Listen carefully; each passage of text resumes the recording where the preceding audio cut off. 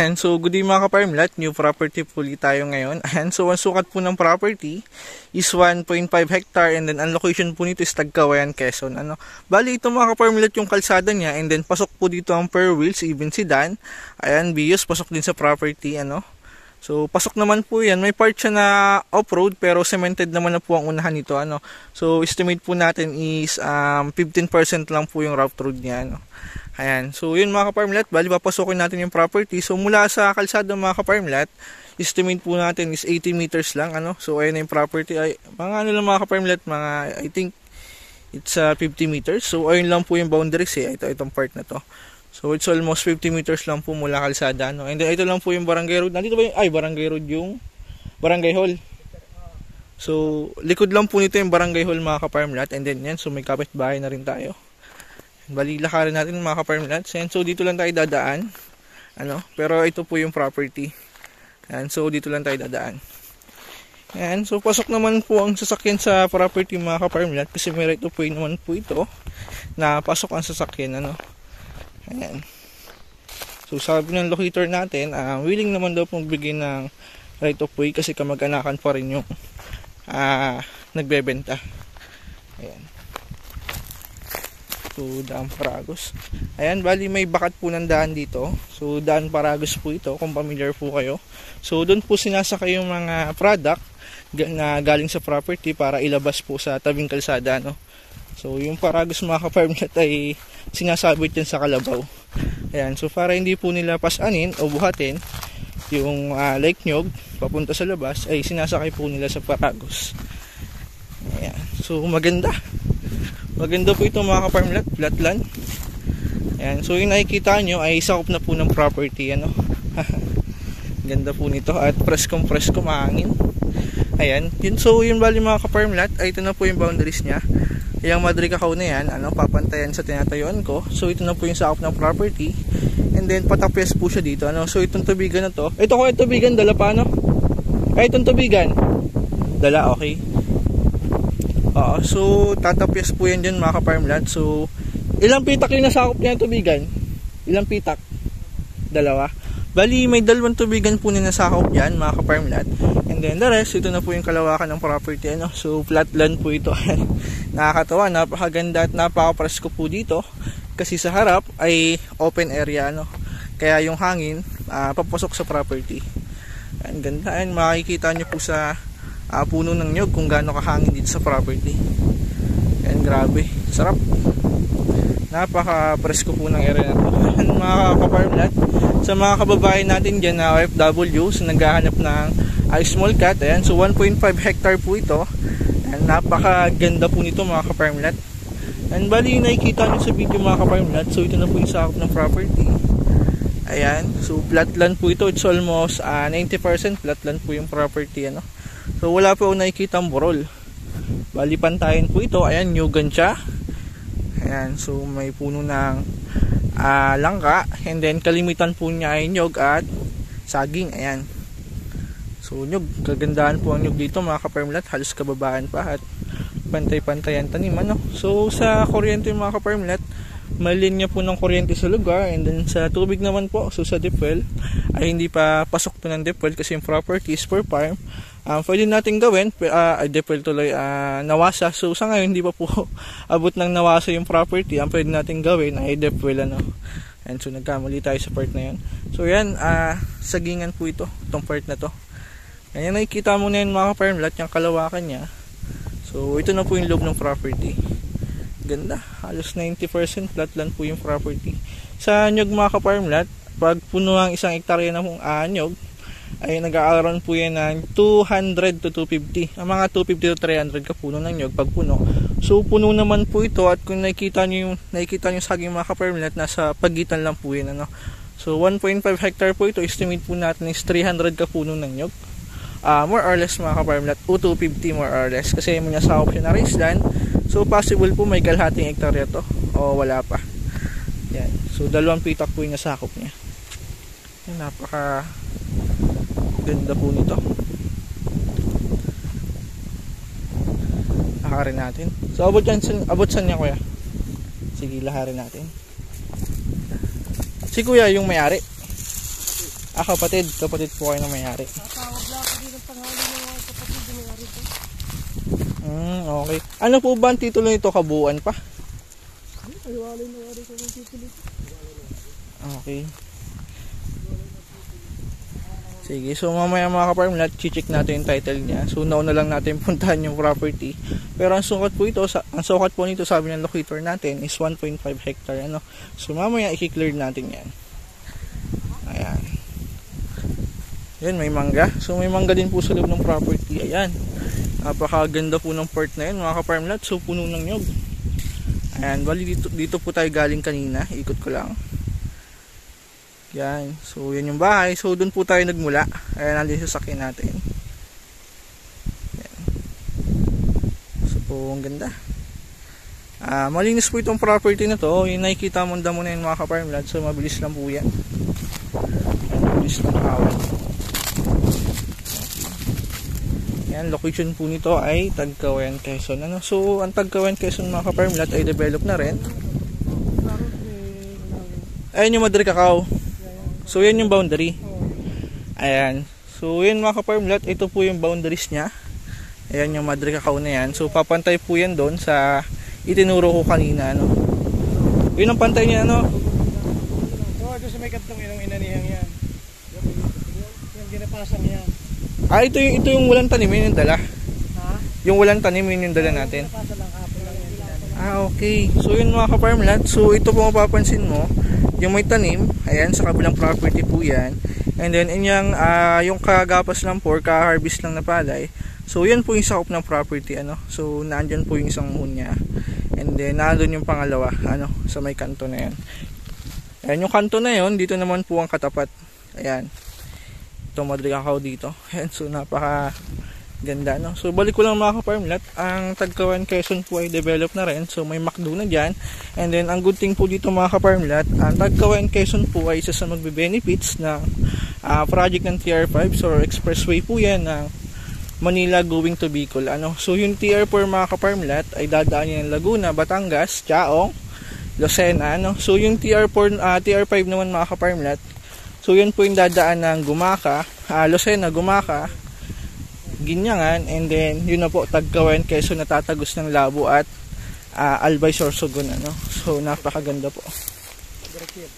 Diretso pa ganun. So itong malinis na to, ito yung dala, yung kabila hindi na, ano. Yan, okay. Napakaganda po, napakalinis itong mga ka-farmlat.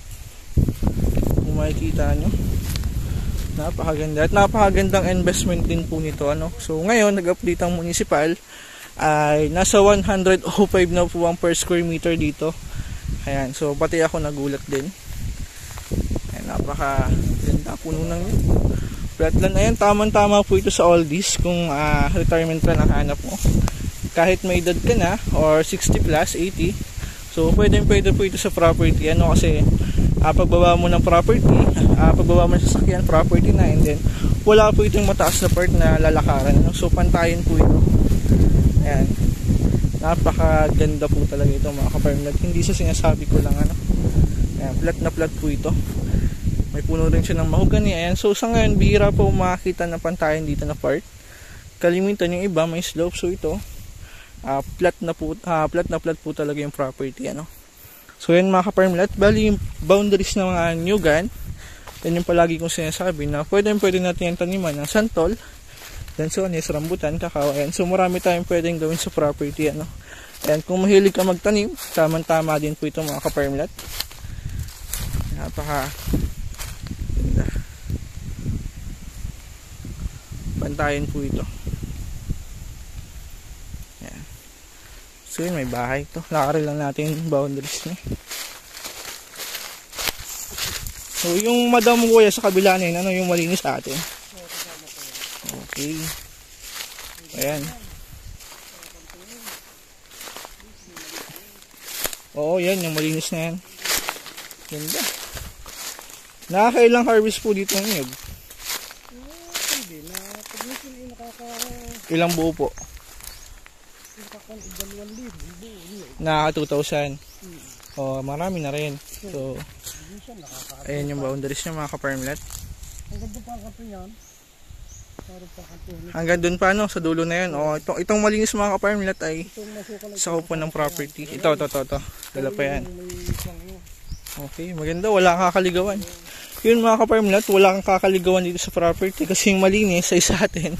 Yung madamo sa kabilang property na ano. So may... Kasama pa ito. Hindi po, yun yung kabila na yun. Ayun, yung hanggang doon pa sa may mahagano. Yun nga po, yung masukal na yun ay sa kabilang property na. Kasama pa yun. Okay. So yun mga kaparmlet, yan po yung boundaries ng property. Yan, puno-puno na yan. Ano? So mahogani, yung mahogani na yun kuya, dala pa ba natin sa kabila na? Dala yung malalaking yan. Yung mahogani na yun? Oo, dala pa yan. Okay. So yung mga kaparmlet, yung bakod na mahogani po ay sa upan ng property. Ano? So sa atin pa yan. Yung bahay na yun, hagip yun. Yun? Yung bahay, hindi, yung isa yun. Ayun, may nakatira po dun, wala? Wala na. Okay, may old siya, no? Lumang bahay. Okay, ganda. Isa lang?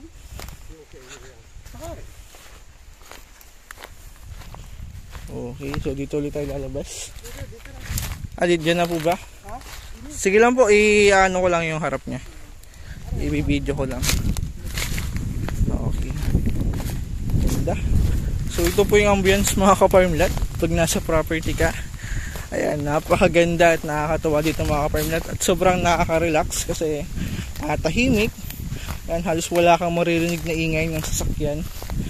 Ayan. Lang. So may distance po ito sa national na almost 25 to 30 minutes mula National Highway. Ayan, so may distance po siya, no? Pero hindi naman to ganun kalayo kung ang dala natin ay 4 wheels kasi mabilis lang po yan. And then sa McDo ganun din, it's almost 25 to 30 minutes. And so halos wala kang mayroon dito na ugong ng sasakyan at napakatahimik po sa lugar na to. Ayan. So ganda, nakakatawa, napakaganda ng ambience mga kaparmlet. And sa mga kaparmlet po natin dyan, OFW na naghahanap ng flatland, ayan, so tamang-tama po ito. So ito yung ambience mga kaparmlet at napakasarap na hangin dito.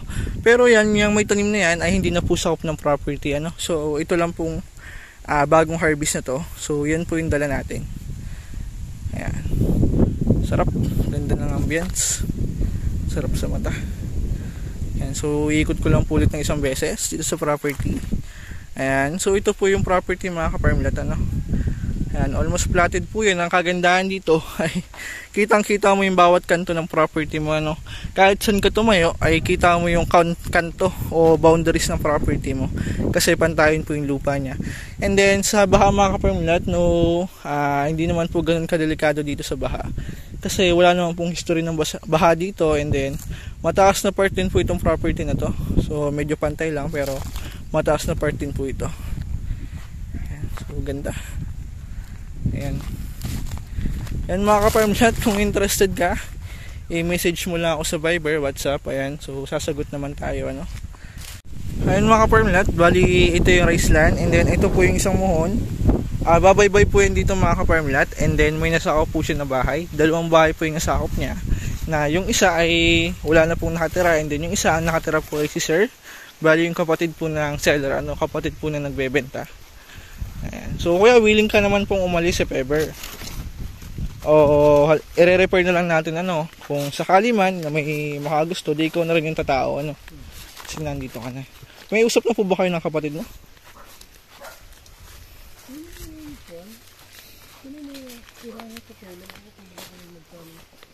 So okay naman, ano.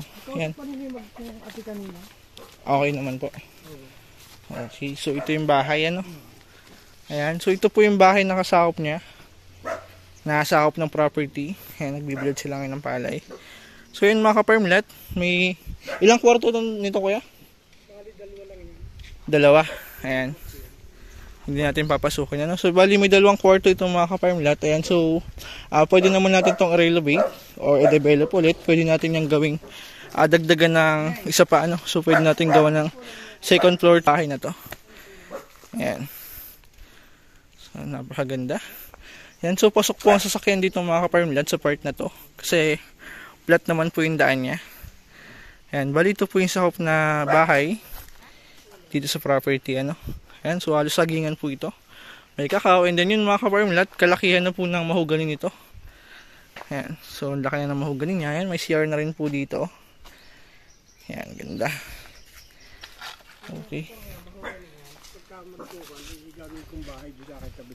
Okay, so kukunin po yung mahogany. Okay, so yun mga ka-farm lot, if ever po makuha natin, bali nakiusap po si tatay na kasi siya may tanim, ay kukunin lang po itong medyo malaki na para gamitin po nila sa ipapabahay po ulit nila, ano. Ayan, so hindi na. Okay, sige po. Okay, so yun mga ka-farm lot, napakaganda po nito. Ayan, ito yung sakop niya na bahay. Yung bahay niyo, kasaka pa yun. Ay, itong kabila, saan? Yung bahay na yun, kaya lang wala nang tao, ano? Ayan, bali dalawang bahay po na sakop nito mga ka-farm lot. Yung isa lang mga ka-farm lot ay wala nang nakatira. So, abot dito na lang tayo, kahit dito na lang. So, dala pa po natin yung bahay na yan. And then, ito po yung bahay na sakop ng property, ano. So, yun mga ka-farm lot, pwede nyo pong i-develop to na second floor, or pwede naman po na kung mabili po yung property, kahit si tatay na lang po yung gawin ulit nating katiwala dito sa property, ano. Ayan. So, okay, ganda na. Hindi po, kalimitan pong buyer natin, OFW. Okay. So, ayan, napakaganda. At makikita mo naman po sa property kung maalaga talaga. Ayan, si tatay. So, nakikita ko naman po na maalaga sa property kasi kung mapapansin nyo sa video, ay napakalinis naman po talaga at very productive po, ano. Ayan.